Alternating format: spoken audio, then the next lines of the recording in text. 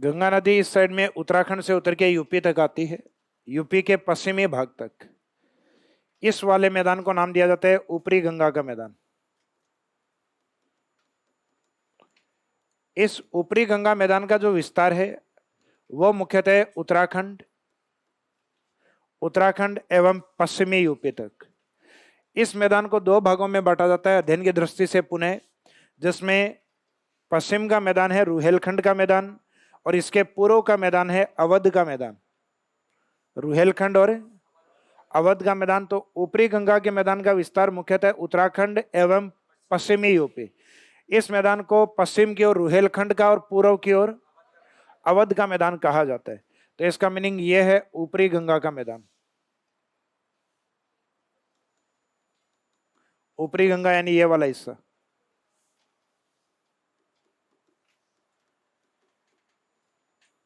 जिसके दो भाग होते हैं, एक भाग होता है रुहेलखंड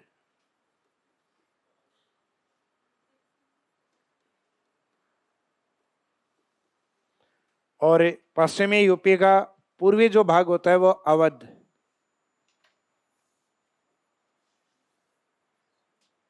बागवान मूवी का एक वो अच्छा सा गाना भी है ना, अवध में होली खेले रघुवीर। तो ये अवध यानी उत्तरी गंगा का पूर्वी भाग जो यूपी के पश्चिम में ही आते हैं। फिर स्टार्ट होता है यूपी के पूर्व से बिहार की ओर। इस क्षेत्र में होती है मुख्यतः कोसी नदी।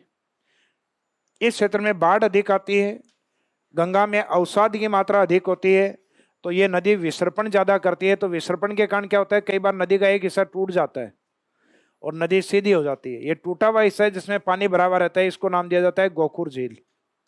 कौन सी झील? गोखुर झील। गोखुर यानी गाय के खुर की तरह दिखाई देती है।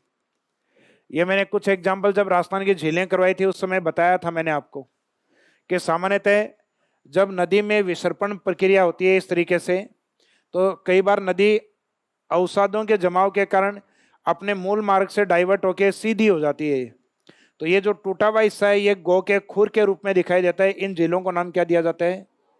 गोखुर झील। गांव में नहीं होते थे पहले, बचपन में अपन ऐसे पंजे बनाया करते थे कि ये बिल्ली का पंजा है, इस तरीके से गिल्ली मिट्टी हुआ करती थी, उस पर यूं करके हाथ से कि ये गाय है, गाय का खोज है। और कई बार सूखी मिट्टी पे बैठ के कहते थे ये ऊंट का पांव है ना।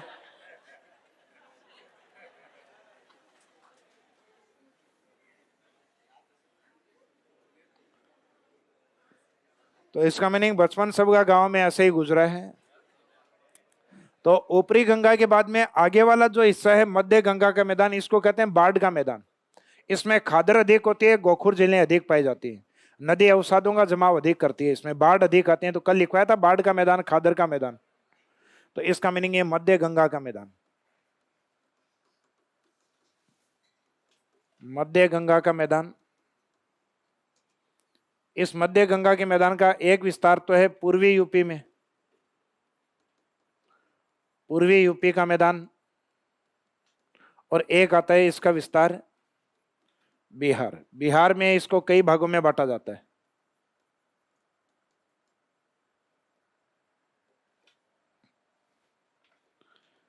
बिहार में यह मैदान बटा होता है सारण मैदान के नाम से, मगध के मैदान के नाम से और मिथिल्या के मैदान से। ये आपके हिस्ट्री से रिलेवेंट शब्द हैं। तो सारण, मगध, मिथिल्या, ये तीन मैदान बनते हैं बिहार के अंदर। यानी मध्य गंगा मैदान का विस्तार एक तो पूर्वी यूपी में और एक मुख्यतः बिहार। उसके बाद में लास्ट वाला जो मैदान बनता है वो निचली गंगा का मैदान। तो निचला गंगा मैदान या जिसको निम्न गंगा मैदान भी कहा जाता है।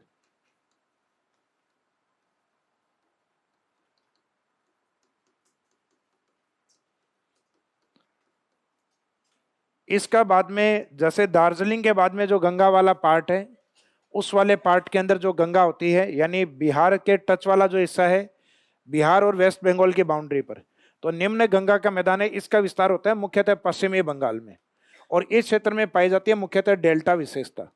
तो गंगा का जो मैदान है उस किस भाग में डेल्टाई विशेषता पाई जाती है? तो डेल्टाई विशेषता पाई जाती है इसके नीचे वाले या वेस्ट बंगाल वाले मैदान में, जबकि इसका मध्य गंगा का जो मैदान होता है इसमें एक तो मिलता है अपने को बाढ़ अधिक, तो इसको बाढ़ का मैदान, और एक सामान्यतः नदियों के विसर्पण के कारण इसमें गोखुर झील सबसे ज्यादा मिलेंगे। जबकि इसके ऊपर वाला जो मैदान उत्तरी गंगा का मैदान है, वहां गंगा ऊपर पहाड़ों से उतरती है, तो भाबर का मैदान और तराई का मैदान इस एरिया में मिलता है आपको। भाबर का और तराई का मैदान ये होता है, उसके आगे खादर यानी बाढ़ का मैदान और गोखुर झीलों का मैदान ये होगा, और उसके आगे अंतिम रूप में कौन सा बनता है, डेल्टा।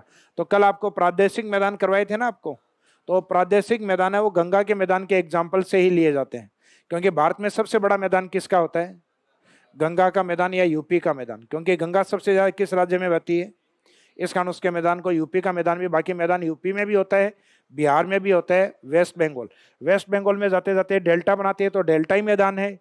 और मध्य गंगा के अंदर बाढ़ अधिक आती है कोसी जैसी नदी के कारण, इस कारण वहाँ बाढ़ का मैदान या खादर का मैदान बनता है, और नदी में अवसाद होने के कारण वो विसर्पण अधिक करती है, तो विसर्पण से उसका कुछ हिस्सा अलग होकर टूटकर अलग हो जाता है, जो गोखुर, गाय के खुर की तरह गोखुर झील के रूप में।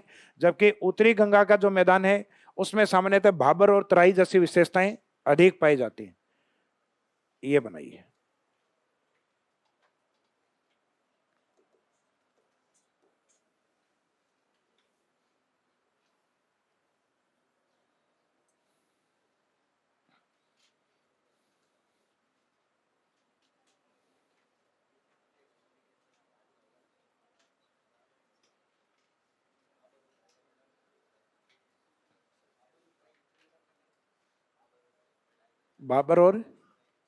बाबर और तराई उत्तरी गंगाई मैदान ये लिखवाएंगे अभी, तो यहाँ जगह हो तो लिख दो, नहीं है तो रहने दो।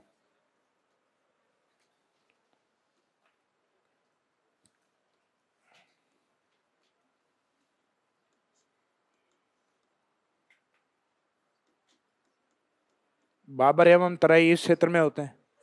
बाबर तराई के बाद में क्या होता है, बाद में होता है खादर का मैदान यानी बाढ़ का मैदान। बाढ़ के मैदान के अंदर सामान्यतः नदियां अवसादों के कारण विसर्पण अधिक करती हैं, जिससे गोखुर झीलें बनती हैं, और नदियां अंतिम भाग पर जाके निक्षेपण करना स्टार्ट कर देती हैं, जिससे डेल्टा बनता है।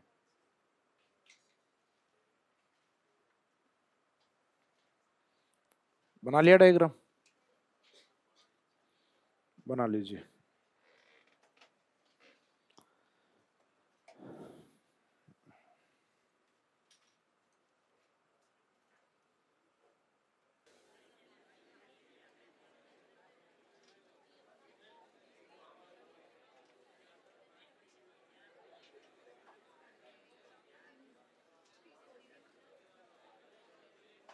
हाँ जी,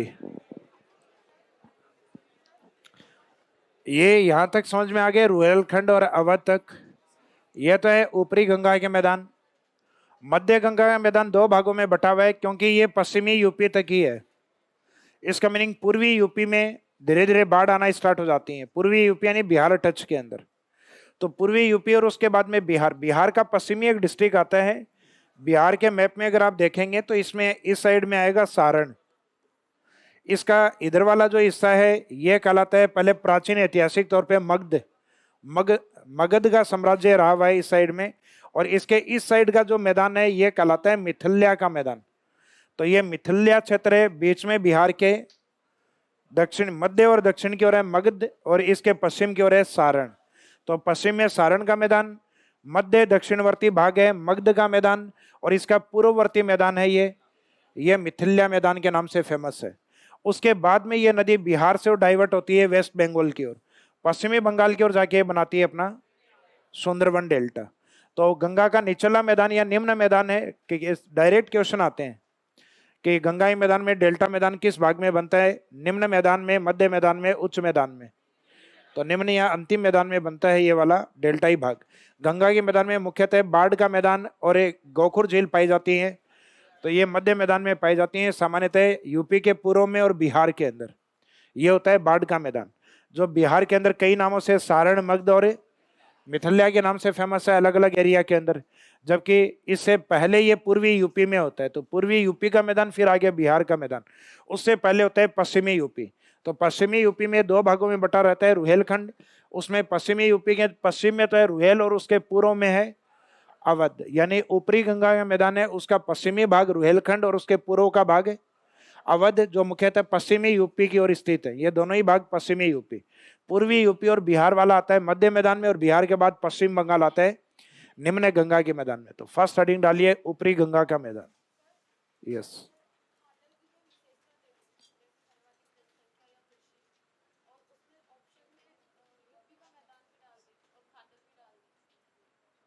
दोनों ही सही है भाई। सर्वाधिक जनसंख्या कहाँ है? यूपी में। सर्वाधिक खादर कहाँ है? गंगा कहाँ है सर्वाधिक?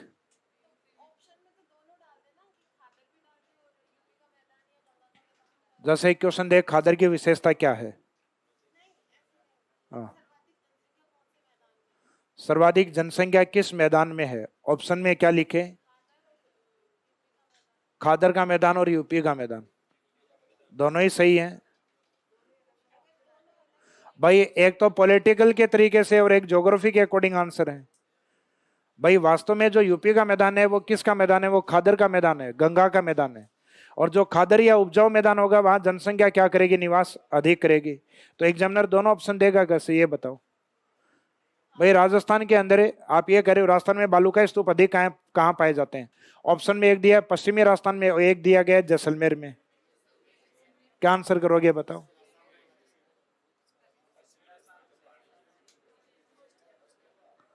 भैया तो वो क्वेश्चन हो गया ना भाई, आप सबसे ज्यादा प्यार किससे करते हो? कि मम्मी के हस्बैंड से, और एक ऑप्शन होगी पापा से। तो इसका मीनिंग है कि ऑप्शन एक ही है वो। आप कह रहे हो खादर का मैदान और एक तरफ कह रहे हो यूपी का मैदान, तो अलग अलग नहीं है वो, आंसर एक ही है वो। पॉलिटिकल तरीके से वो यूपी है और भौगोलिक दृष्टि से वो खादर है।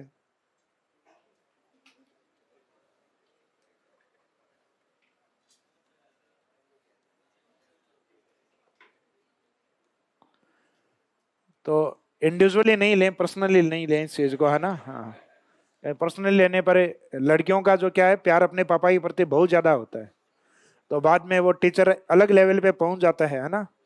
पाकिस्तान की तरह हो जाता है वो। तो सॉरी, इसको पर्सनली नहीं लें आप, है ना।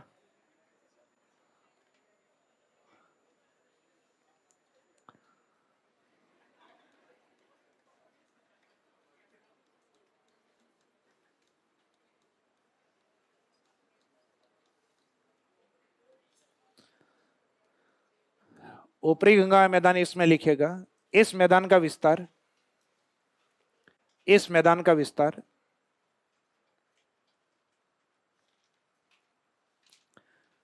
उत्तराखंड एवं मुख्यतः उत्तराखंड एवं मुख्यतः पश्चिमी यूपी की ओर है। यानी इन दोनों में से भी एक चुनना हो तो पश्चिमी यूपी अधिक है। इस मैदान का विस्तार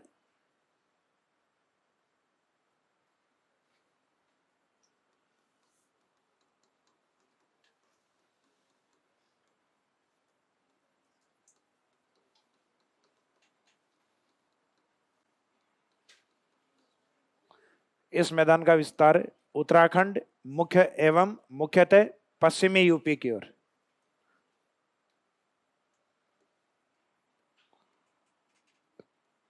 नेक्स्ट लाइन में लिखेगा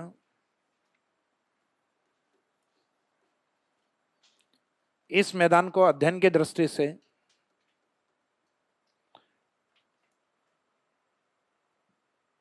इस मैदान को अध्ययन की दृष्टि से दो भागों में बांटा जाता है।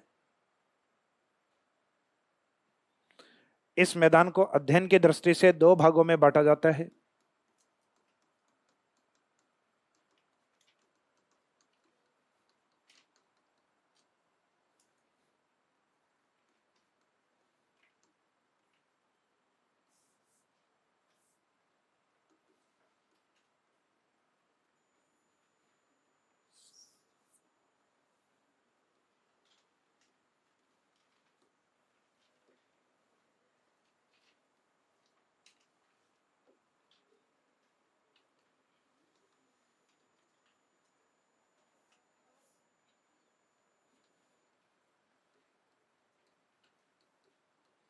दो भागों में बांटा जाता है, जिसे दो भागों में डिवाइड कर दो, पूर्व में अवध और पश्चिम में नाम क्या देते हैं?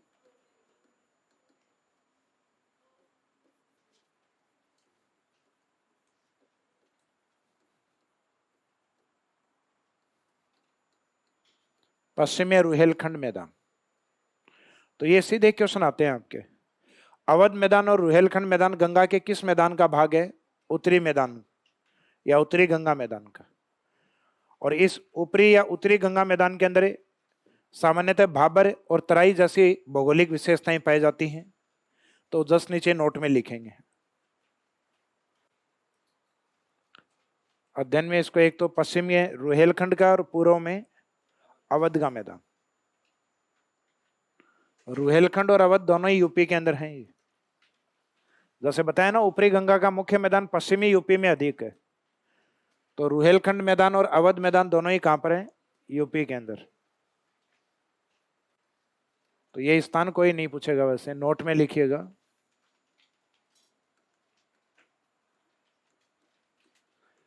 इस मैदान में भाबर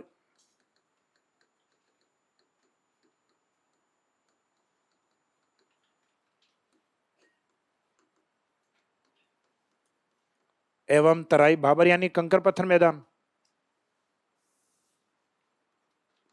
कंकर पत्थर वाला मैदान, एवं तराई, तराई का मीनिंग क्या होता है? दलदली, दलदली मैदान। तो इस मैदान में भाबर एवं तराई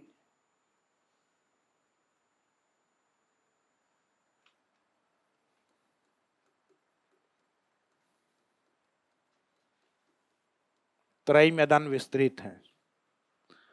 इस मैदान में भाबर एवं तराई मैदान पाए जाते हैं या विस्तृत है। अब भाबर का मीनिंग क्या आपको ये पता है कि शिवालिक हिमालय के दक्षिण में जो कंकर पत्थर है, जहां से नदियां अंतर्वर्ती हो जाती हैं, उस मैदान को हम भाबर का मैदान कहते हैं। और अंतर्वर्ती होने के बाद जहां नदियां पुनः धरातल पे प्रकट होती हैं, नमी युक्त या दलदली मैदान को, उसको हम, तो ये ऊपरी गंगा के मैदान। और इनसे निकलने के बाद गंगा बनाती है बाढ़ का मैदान, यानी खादर का मैदान, मध्यवर्ती मैदान होता है वो। तो अगला हेडिंग डालिए,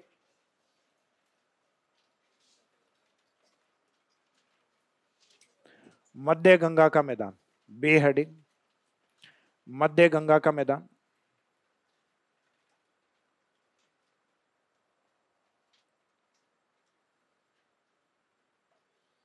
मध्य गंगा का मैदान अंडरलाइन करके इसके आगे लिखिएगा। इस मैदान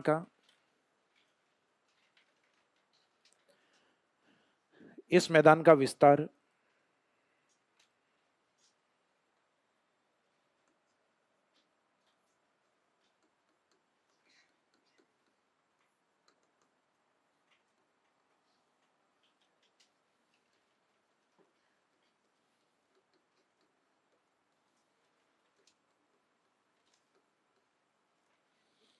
इस मैदान का विस्तार कौन से एरिया में है?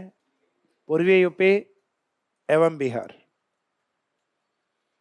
इस मैदान का विस्तार पूर्वी यूपी, और दूसरा भाग कौन सा है? बिहार।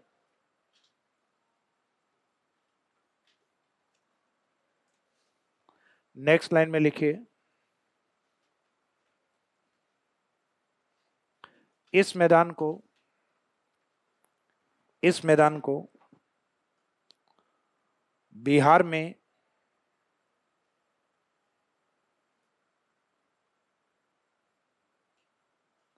बिहार में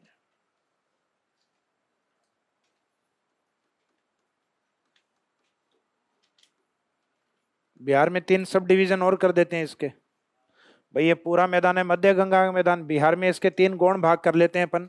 पश्चिम में सारण का मैदान, मध्य और दक्षिणीवर्ती है मगध का मैदान, और पूर्व में मिथिला का मैदान। तो इसमें लिखिएगा, क्या लिखा है इसमें? बिहार में इसे 3 गौण भागों में बांटा जाता है। बिहार में इसे 3 गौण भागों में बांटा जाता है। 3 गौण भागों में बांटा जाता है।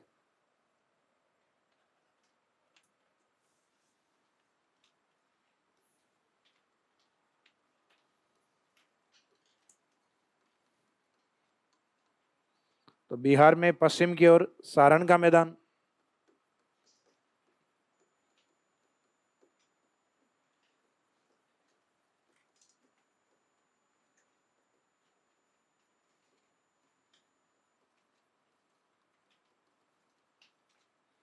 इसका मीनिंग बिहार में सारण का मैदान होता है पश्चिम में स्थित।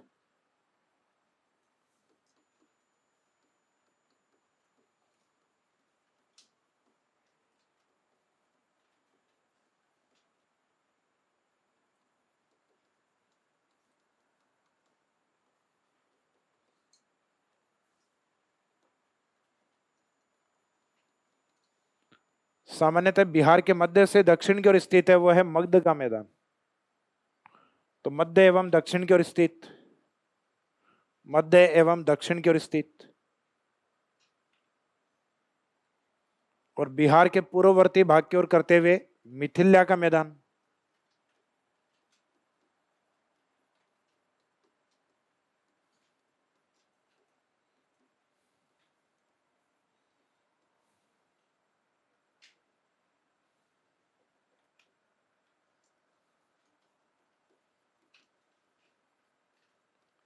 पूर्व में स्थित मैदान।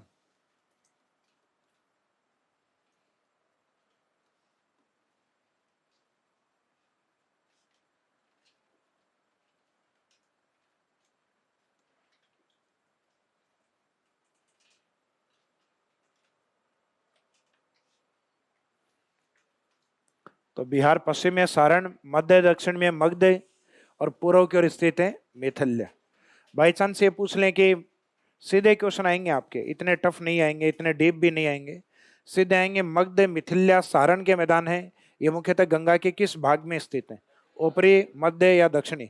या ये उत्तरी विशाल मैदान के जो मगध, सारण, मिथिला मैदान भारत में मुख्यतः किस राज्य में विस्तृत है? तो ये बिहार के मैदान है। तो अपनी हेडिंग है ये ऊपर वाला, ये बिहार, तो सीधा आंसर रहेगा बिहार। अब इस मध्यवर्ती मैदान में कौन सी विशेषताएं पाई जाती हैं? मुख्यतः एक तो बाढ़ का मैदान यानी खादर के मैदान, और एक सामान्यतः गोखुर झीलों का निर्माण इसमें अधिक होता है। तो नेक्स्ट लाइन में लिखिएगा,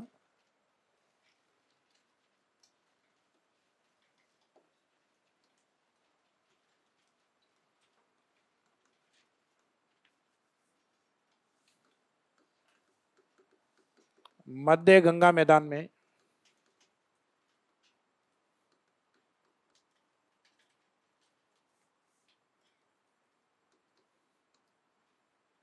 खादर, ब्रैकेट में लिख देना बाढ़ का मैदान,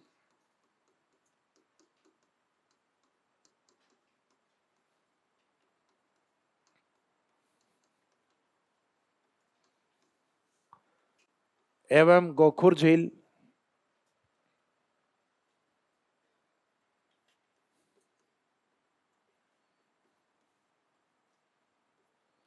हिंदी में कई सारे नाम इनके, गोखुर झील, छाड़न झील, तो इंग्लिश में नाम लिख देना ऑक्सबो।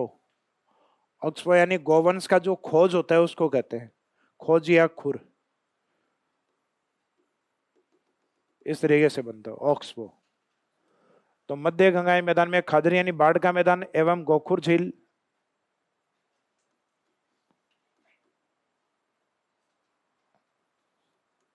जैसी भौगोलिक विशेषताएं पाई जाती हैं।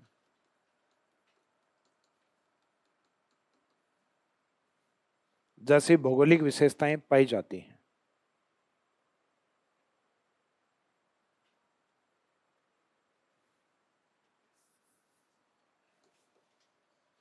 तो खादर क्या होता है, ये तो पढ़ाया हुआ है ना आपको। नदियों के द्वारा जो नीचे मैदानी भाग होते हैं वहां प्रतिवर्ष नवीन जलोढ़ मिट्टी का जमाव किया जाता है उसको। ये अत्यधिक उपजाऊ मैदान होते हैं जहां जनसंख्या का जमाव या घनत्व अधिक होता है। ये पहली बार आया आपके लिए गोखुर झील।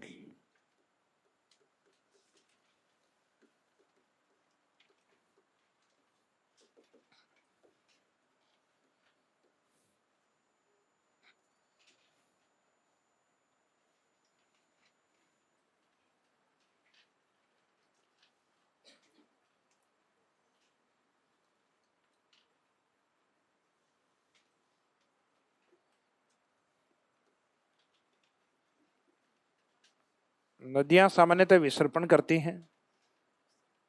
विसर्पण यानी स्रप की तरह चलती हैं अवसाद अधिक होने के कारण। तो कई बार इनका कुछ भाग है इनसे अलग हट जाता है, जैसे ये भाग है इससे अलग हट जाता है, तो नदियां इस भाग में बिल्कुल सीधी हो जाती हैं फिर। तो जैसे ये भाग अलग हट जाएगा तो ये नदी यहां से सीधी कनेक्ट हो जाएगी आगे वाले भाग से, ये दोनों भाग सीधे कनेक्ट हो जाएंगे, और ये वाला भाग है एक खुर के रूप में ये अलग हो जाता है, और इस अलग छोड़े हुए भाग को कहते हैं छाड़न झील या गोखुर झील।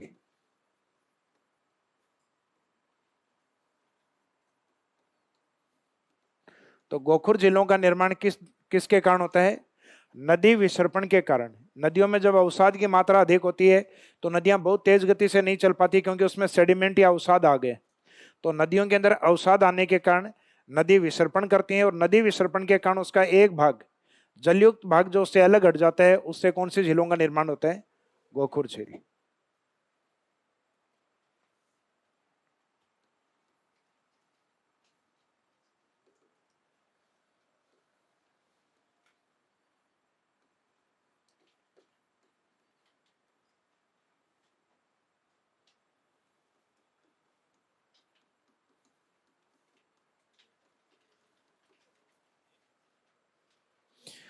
गोखुर झील के पीछे रीजन है नदियों का विसर्पण होना। विसर्पण होगा तभी उसका एक हिस्सा वो मुड़ेगी जगह जगह से, और फिर जहां अवसादों का जमाव हो गया उसका एक हिस्सा अलग हो जाएगा। तो नदी विसर्पण के कारण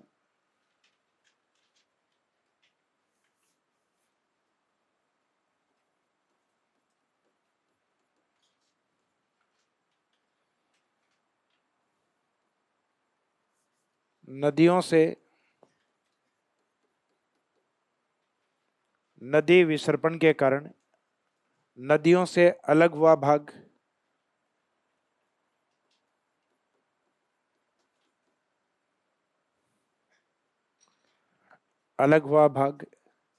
गोखुर या ओक्सबो झील कहलाता है।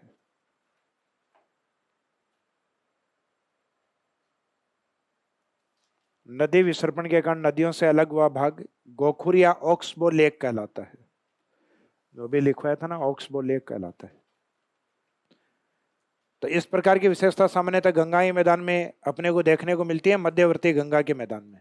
तो गंगा का जो मैदान पड़ा है उसी में लिखी है अपने इस भौगोलिक विशेषता को, कि इस मैदान में एक तो मुख्यतः बाढ़ का मैदान यानी खादर, और एक इसमें गोखुर यानी ऑक्सबो जैसी विशेषताएं अपने को अधिक देखने को मिलती हैं। अब इसका जो अंतिम मैदान है वो कौन सा है?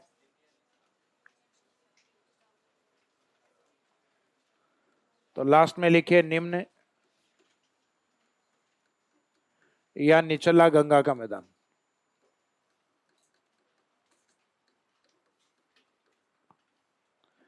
निम्न या निचला गंगा का मैदान।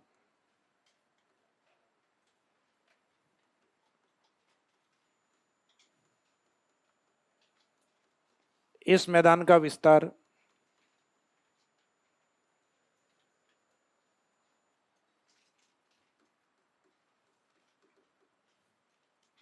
मुख्यतः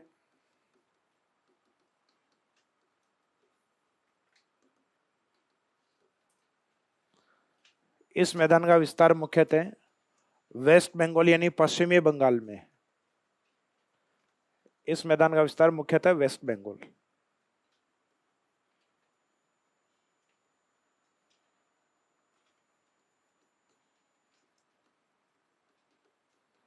जहां गंगा नदी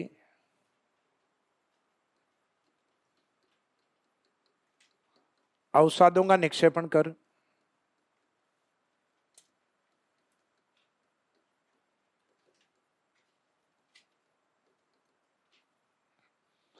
जहां गंगा नदी अवसादों का निक्षेपण कर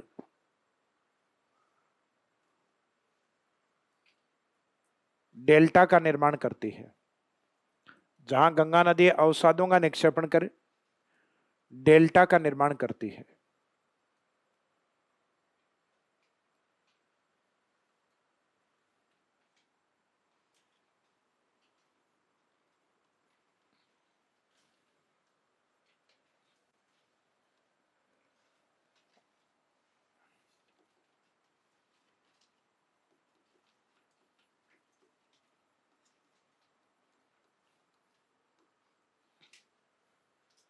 तो डेल्टा और बिल जैसी संरचनाएं पाई जाती है निम्न गंगा मैदान में।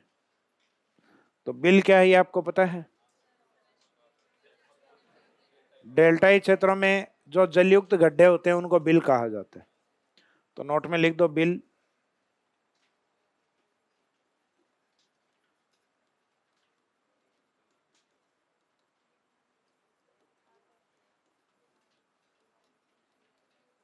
डेल्टाई क्षेत्र में पाए जाने वाले जलयुक्त गड्ढे।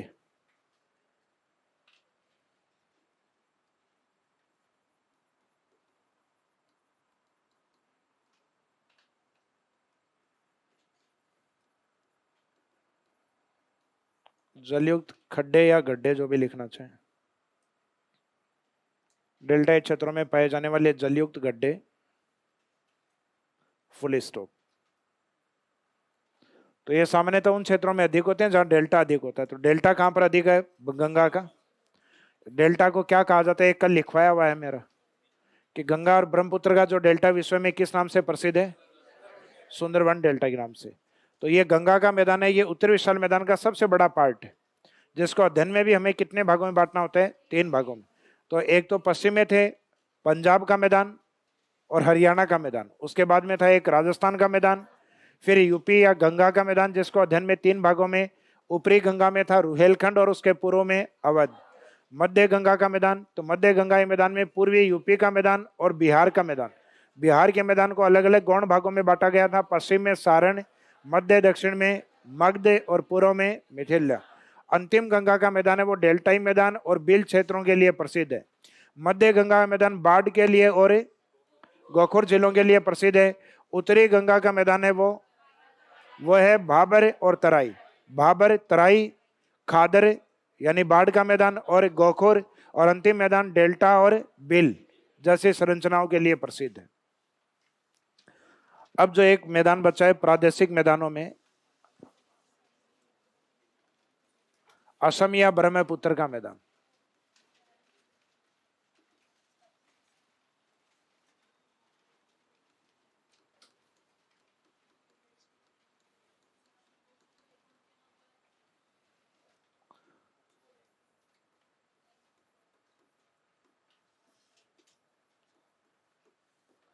ये नाम याद नहीं रहेंगे। गोखुर थोड़ा स्टैंडर्ड है और दूसरा इंग्लिश वाला नाम याद रखो, ऑक्सबो। तो ऐसे नाम याद मत करो, ये बहुत सारे नाम आते हैं। तो ज्योग्राफी में कई नामों से संबोधित किया जाता है इनको। असम या ब्रह्मपुत्र का मैदान।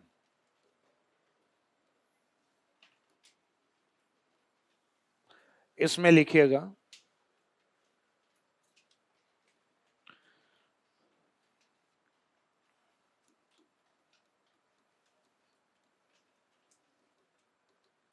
भारत के पूर्व में,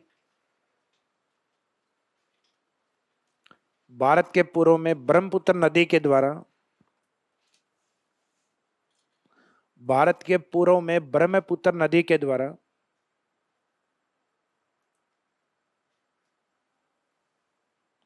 मैदानी भाग का निर्माण किया जाता है। मैदानी भाग का निर्माण किया जाता है।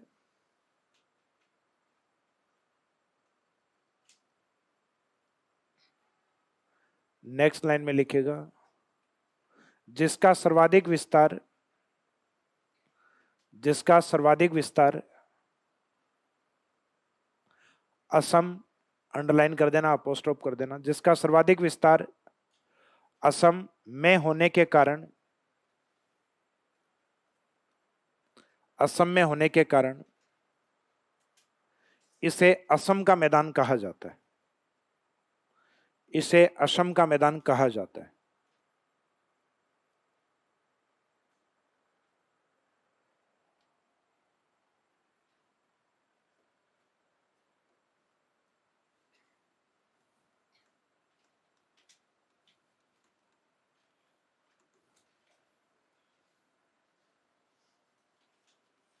नोट या विशेषता में लिख दो, विशेषता लिख दो चाहे नोट डाल दो।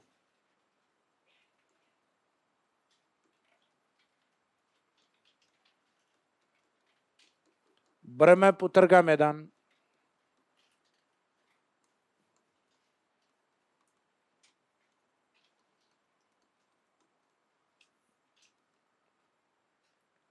ब्रह्मपुत्र का मैदान नदी द्वीपों के लिए विश्व भर में प्रसिद्ध। ब्रह्मपुत्र का मैदान नदी द्वीपों के लिए प्रसिद्ध है, ये लिख दो चाहिए सीधा।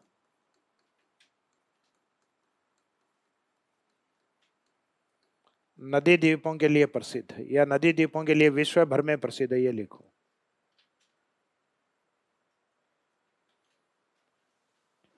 नदी द्वीपों का विश्व का सबसे बेस्ट एग्जांपल इसी के अंदर है, मांजुली द्वीप। कौन सा द्वीप? मांजुली द्वीप। क्योंकि भारत के पूर्व में जब यह नदी इस एरिया से बहती है,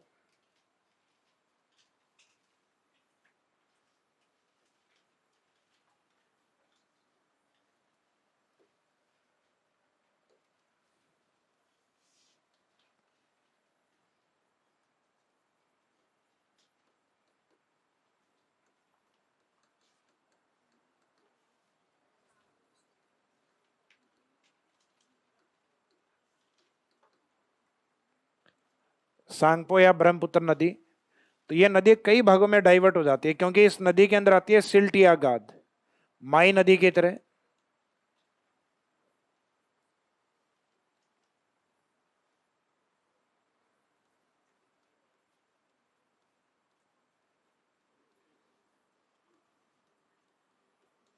इस प्रकार की संरचना को क्या कहते हैं? गुम्फित नदी। भारत में एक गुम्फित नदी का उदाहरण भी माना जाता है, यानी जिसमें सिल्ट या अवसाद आने के कारण अलग अलग भागों में डाइवर्ट हो जाती है। अब अलग अलग भागों में डाइवर्ट हो जाती है तो इसके बीच में स्थलीय भाग बनते हैं बहुत सारे। भाई इसमें बीच में बहुत सारे स्थलीय भाग रहेंगे। स्थलीय भाग अपने आप में क्या है? द्वीप है। अब इसमें आपको सबसे बड़ा एक द्वीप दिखाई देगा, वो द्वीप है मांजुली द्वीप। जैसे अपने बांसवाड़ा में जाएंगे तो बांसवाड़ा के अंदर भी आपको बहुत सारे ऐसे द्वीप दिखाई देते हैं। तो इस प्रकार के द्वीपों को जो कहते हैं कि माई नदी है लगभग 100 द्वीपों के आसपास 100 टापू बनाती है। तो बांसवाड़ा को अपन 100 टापुओं या 100 द्वीपों के शहर के नाम से, यानी 100 आइलैंड सिटी, 100 टापुओं का शहर कहते हैं बांसवाड़ा को। वैसे ही विश्व का सबसे बड़ा, महासागरों में तो सबसे बड़ा द्वीप हमें पता है ग्रीनलैंड है। ग्रीनलैंड विश्व का सबसे बड़ा द्वीप है, लेकिन वो महासागरीय द्वीप है। जबकि स्थलीय भागों पर नदियों के बीच में सबसे बड़ा द्वीप विश्व में मांजुली को माना जाता है, जो कि असम में ब्रह्मपुत्र के ऊपर है। वर्तमान में इसको एक अलग जिले के रूप में भी दर्जा दे दिया गया है, तो वर्तमान में ये अभी एक जिला भी है।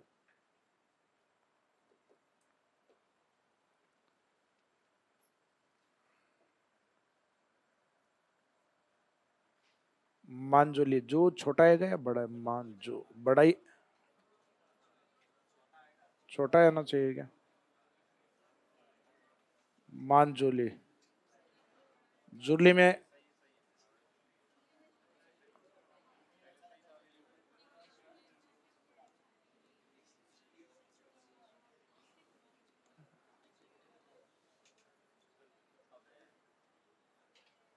ये सही, मांजुली यही आएगा। डायग्राम बनाओगे क्या इसमें?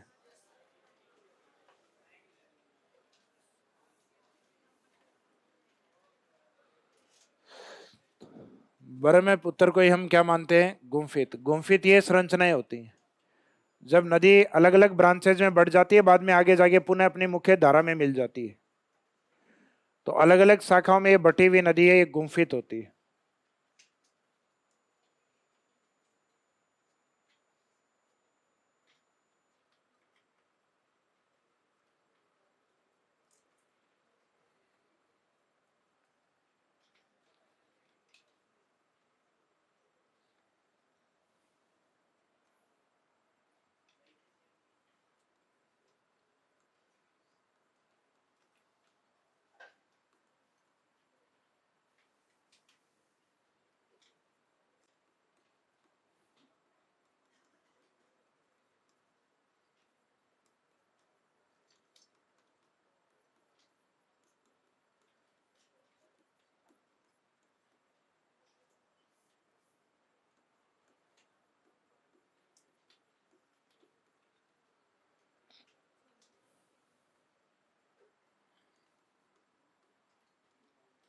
मांजुली द्वीप जो ब्रह्मपुत्र नदी पर स्थित है, लोकेशन है असम।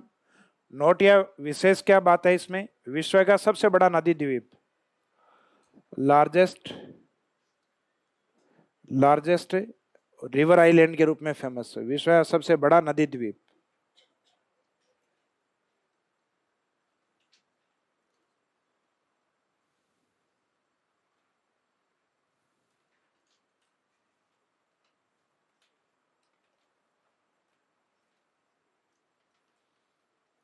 तो ब्रह्मपुत्र का मैदान है, नदी द्वीपों के लिए प्रसिद्ध है।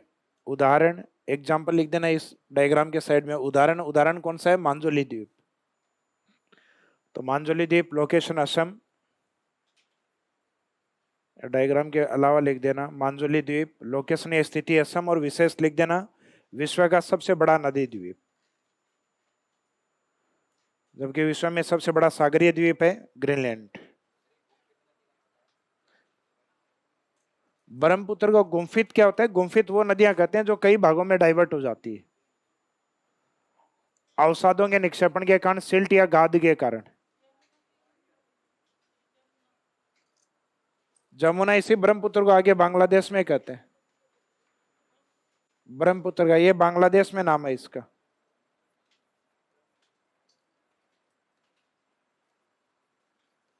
जगह जगह नाम चेंज करती है। तिब्बत में होती है तब ये सांगपो, अरुणाचल प्रदेश में एंट्री करती है तब ये दिहांग, और असम में एंट्री करते हैं इसको ब्रह्मपुत्र, जहां इसमें सिल्ट या गाद जमा होने के कारण ये डाइवर्ट हो जाती है। तो अलग अलग ब्रांचेज में डाइवर्ट होना ये कहलाता है गुम्फित। तो भारत में गुम्फित नदी का उदाहरण कौन सी है? ब्रह्मपुत्र।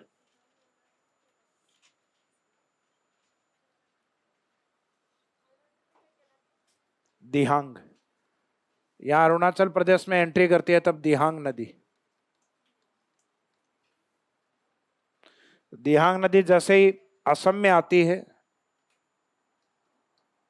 तो मेन विस्तार इसका असम में ही है, इस कारण भारत में इसको अपन क्या कहते हैं? ब्रह्मपुत्र।